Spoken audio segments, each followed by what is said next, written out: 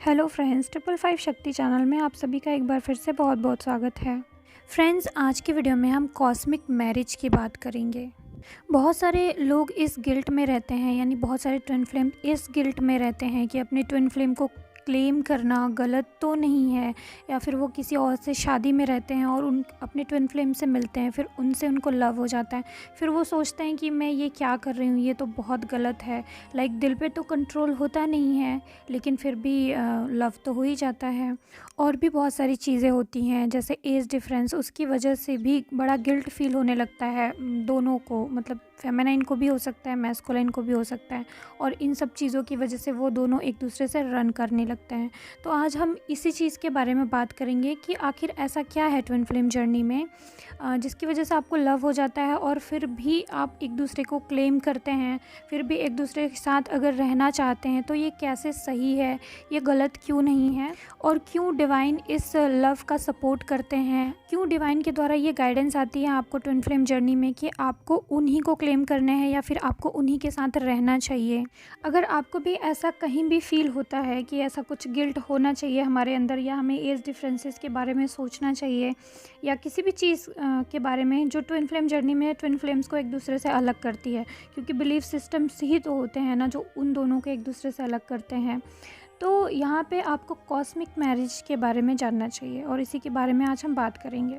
तो फ्रेंड्स, जैसा कि आप लोगों को अपनी पुरानी कहानी शिव और शक्ति की पता होगी कि शिव बिल्कुल भी शून्य थे, मतलब एक स्पेस ही स्पेस था। शिव को स्पेस कहा जाता है और प्रकृति को वो मटेरियल जिससे ये सारी चीज़ें बनी हैं। किसी स्पेस में अगर हम कोई चीज़ रख देते हैं, जैसे खाली कटोरा है उसमें हमने कुछ रख दिया तब वो भरा पूरा, तो यानी वो पूर्ण हुआ। तो इसी तरीके से शिव और शक्ति होते हैं। शिव खाली होते हैं, जब तक वो प्रकृति से मिलते नहीं हैं तब तक वो अंदर से पूर्ण नहीं होते, और भरते नहीं तब तक इस प्रकृति का निर्माण नहीं होता। तो इसी तरीके से प्रकृति जब खुद पूर्ण हुई तो उन्होंने ये जाना कि हर एक चीज़, मतलब कि हर एक चीज़ का दो साइड होता है, मतलब एक फेमिनाइन एक मैस्कुलाइन होती है। मतलब जैसे रात और दिन, सूर्य और चंद्रमा और पृथ्वी और आकाश, ऐसे कुछ करके हर चीज़ का मतलब दो पहलू होता है, सिक्के के दो पहलू। इसी तरीके से मैस्कुलाइन फेमिनाइन, तो हर एक चीज़ का उन्होंने मैस्कुलाइन और फेमिनाइन एनर्जी बनाई। तो हर चीज़ को वो देख पा रहे थे कि किस तरीके से चीज़ें फिट बैठ रही हैं, मतलब हर एक चीज़ इस यूनिवर्स में दो चीज़ों से मिलकर बनी है, एक फेमिनाइन एक मैस्कुलाइन एनर्जी। तो इसी तरीके से जब गॉड ने मनुष्यों को इनकारनेट किया, मतलब कि हम ह्यूमंस इनकारनेट हुए, तो हमारे में भी एक मैस्कुलाइन और एक फेमिनाइन एनर्जी बनाई गई। मतलब हर एक सोल जब इनकारनेट हुई तो उसकी एक मैस्कुलाइन और एक फेमिनाइन बनाई गई।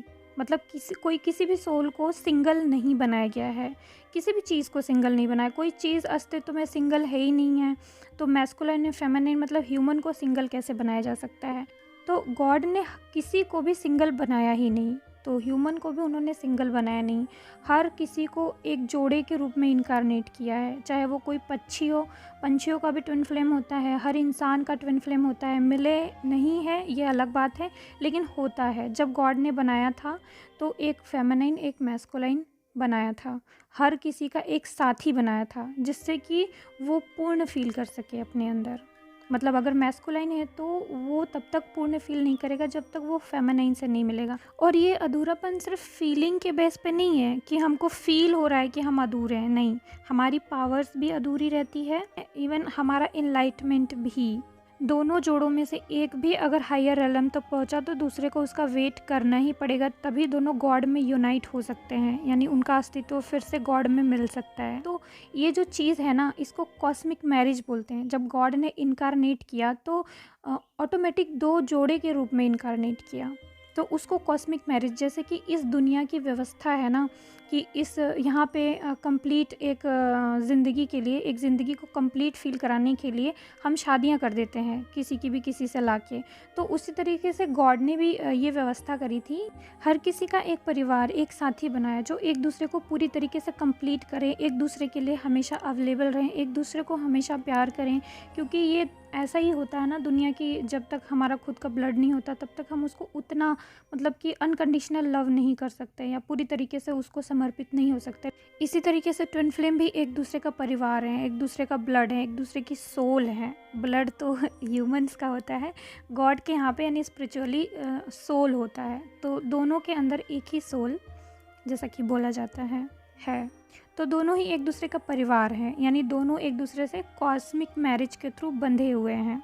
जब बनाया गया उनको तो वो पूरी तरीके से एक दूसरे को समर्पित ही थे। वो तो मतलब कि इतने सारे बर्थ लेने के बाद इम्प्योरिटीज़ आई है बिलीफ सिस्टम्स की वजह से, क्योंकि सोल यहाँ पे लर्निंग के लिए जब आई, उसने बहुत सारी चीज़ें लर्न की, तो धीरे धीरे उसके अंदर यानी वो प्योर सोल्स जब थी तो उन प्योर सोल्स के अंदर इम्प्योरिटीज़ बनती गई, मिलती गई और वो एक दूसरे से दूर होते गए, क्योंकि एक दूसरे को मिरर करते गए फिर।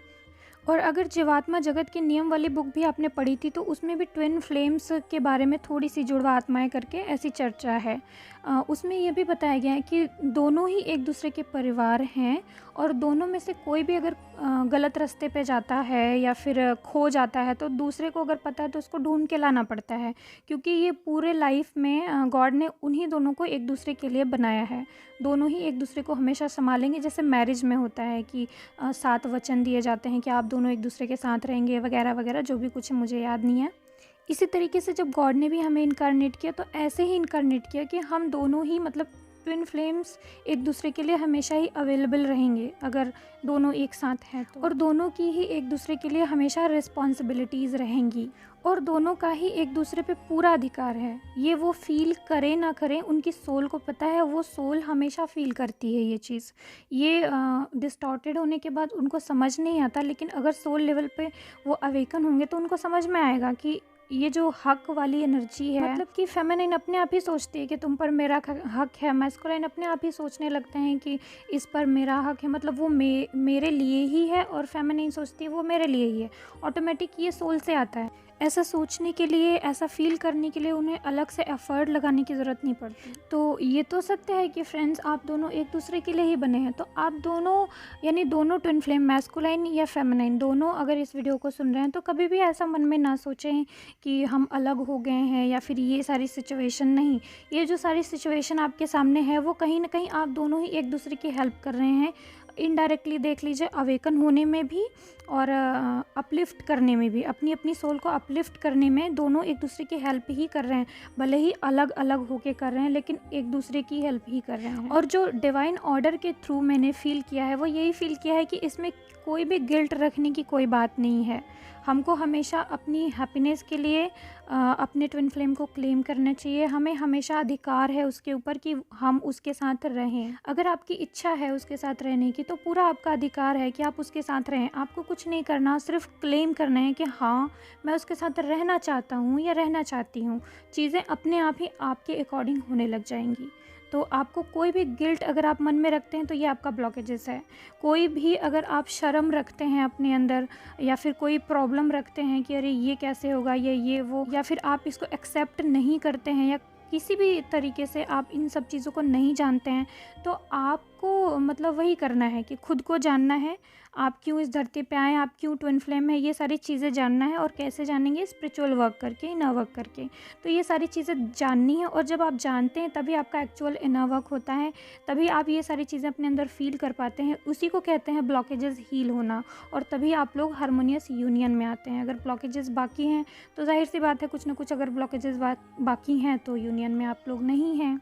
अगर कहीं ना कहीं आप लोग सेपरेटेड भी हैं, मैस्कुलाइन और फेमिनाइन, इस अर्थ में, तो आपको एक एग्जांपल दूं कि जैसे कि इस अर्थ में होता है ना कि दो कपल्स की शादी हुई तो उनमें से दो में से एक कोई कहीं बाहर काम करने के लिए जाता है या फिर पढ़ाई करने के लिए या कुछ सीखने के लिए ही जाता है, या फिर अगर हम सारे एक साथ परिवार मिलके भी रहते हैं तो उनमें से भी कोई कहीं कमाने जाता है या फिर कहीं पढ़ाई करने जाता है या कहीं रहने बाहर चला जाता है कुछ टाइम के लिए। तो ये सारी चीज़ें आपकी पूरी लाइफ का एक हिस्सा है। इसका मतलब ये तो नहीं कि आप फैमिली से थोड़ा-सा दूर गए हैं तो आप फैमिली से दूर हो गए हैं या हमेशा के लिए दूर हो गए हैं, ऐसा तो नहीं है। तो इसी तरीके से जो पूरा यूनिवर्स है, उसमें भी हम दोनों ट्विन फ्लेम एक साथ ही इनकार्नेट हुए हैं। हम दोनों एक दूसरे से कॉस्मिक मैरिज में हैं, मतलब हम लोगों की कॉस्मिक मैरिजेस हो चुकी हैं। बस हम लर्निंग की वजह से कहीं अलग मतलब अलग धरती पे चले आए, वो कहीं अलग, मैं कहीं अलग। तो थोड़े टाइम के लिए हम लोग अलग अलग हुए हैं लर्निंग के लिए, न कि हमेशा के लिए। तो हम थोड़ा सा लर्निंग करेंगे बाहर, उसके बाद वापस आ जाएंगे अपने अपने पार्टनर्स के पास। तो ऐसा ही होता है, यहाँ पे सेपरेशन जैसा कुछ चीज़ नहीं है। आप लोग हमेशा एक दूसरे से जुड़े हुए ही हैं। आप लोग थोड़ा सा लर्निंग के लिए ही एक दूसरे से दूर या अलग हुए हैं। ओके फ्रेंड्स, तो इस ट्रूथ को जानिए और अपने अंदर कोई भी गिल्ट, कोई भी शेम मत फील कीजिए। और आप कुछ ऐसा भी बिलीफ सिस्टम मत बनाइए कि आप दोनों को एक दूसरे को सेक्रीफाइस करना पड़ेगा, या फिर आप दोनों एक दूसरे के लिए बने ही नहीं हैं, आप दोनों एक दूसरे को पसंद नहीं करेंगे, वो तो ऐसा है, ये तो वैसी है। कोई भी ऐसा बिलीफ सिस्टम मत बनाइए। आप लोगों की लर्निंग कंप्लीट होने के बाद ऑटोमेटिक ही आप दोनों एक दूसरे के साथ आ जाएंगे। आप दोनों एक दूसरे के साथ कॉस्मिक मैरिज के थ्रू बंधे हुए हैं और इस पूरे यूनिवर्स में अलग अलग प्लैनेट्स पे या फिर अर्थ पे ही आए हैं लर्निंग के लिए, ठीक है। तो ये एक पार्ट ऑफ द लाइफ है आप लोगों का, कुछ भी सेपरेशन जैसा नहीं है। और इसको जानने के लिए आपको बहुत सारा स्पिरिचुअल वर्क करना पड़ेगा। स्पिरिचुअल वर्क कीजिए, जानिए और इसको फील कीजिए। आप अपने अंदर अपने ट्विन को फील कर सकते हैं, आप अपने साथ अपने ट्विन को फील कर सकते हैं। स्पिरिचुअल वर्क करके पावर्स बढ़ाइए, फिर 5D प्लेन पे आप अपने ट्विन से मिल भी सकते हैं। ओके फ्रेंड्स, तो आज की वीडियो में बस इतना ही। नेक्स्ट वीडियो में फिर मिलते हैं एक नई गाइडेंस, एक नए टॉपिक के साथ फ्रेंड्स। Okay bye. ओम नमः शिवाय। ओम साई।